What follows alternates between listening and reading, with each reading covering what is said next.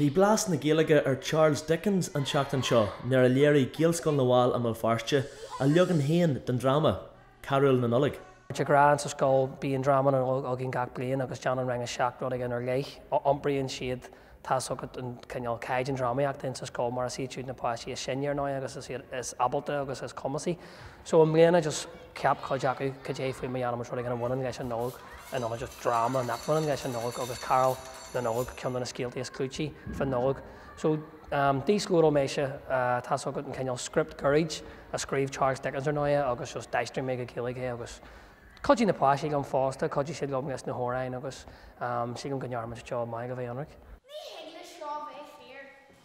Is me sé Scrooge, is me sé Ryan Foster, Ryan O'Neill agus tá scéal Carúl na Nollag faoi Scrooge níl sé intact jazz ní thugann sé go leor airgid de na imbrí siige ach tagan trí hebhse aige an sin nachraíonn sé.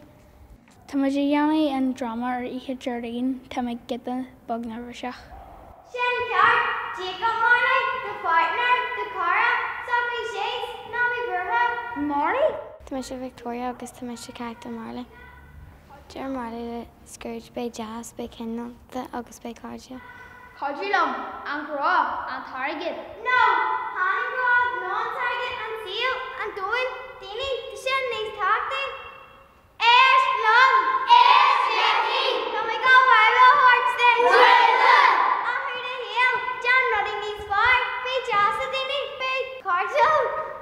Sílim gháil seo an céad Scrooge as Gaeilge.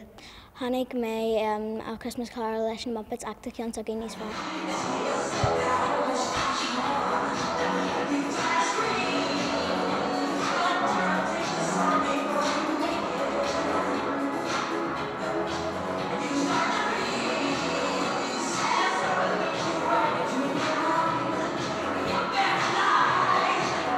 Bíonn sé ceta ach bíonn sé de dúchlanach a ceann an rudí is mó, tháinig sibh sé an cinneal an finished product mas mai an glíomháil a chuirmaidir ag an fíor a caiitú na páistí thuirt fríd gach eile acail agus gach eile glúiseacht, gach eile bogu agus é chleachtaí rísta.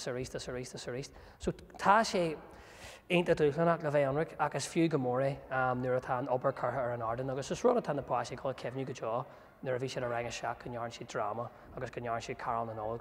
Agus ar náide tugann sé déist an na páistí sin nachfuil cóábalta nó cómaníach chumagas an sa bhata mar hampla nó in sa dún hartnóirí na coid na habar scola tá siad beidir arwas ar an ardan. Coideach a níl siad beidir abalta ag scríú nó ag chuirí a bhaclaí ach tá siad bra abalta bheith gaiisteach agus si gur sin gré eile ar fad an ógam a tá tuachtaach.